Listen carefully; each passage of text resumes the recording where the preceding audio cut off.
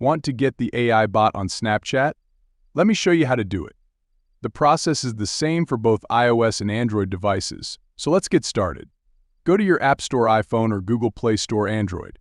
Search for Snapchat and ensure you have the latest version installed. If there's an update available, click on it and wait for the app to update.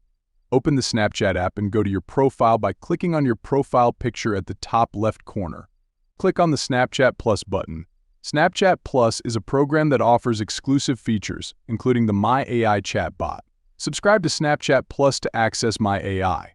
Ensure your region is set to the United States as the feature is only available there.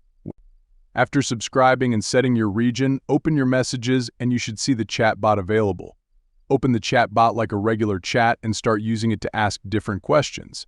That's it. Now you have access to the AI bot on Snapchat. If this tutorial was helpful, leave a comment below and subscribe for more videos like this. Thanks for watching and see you soon.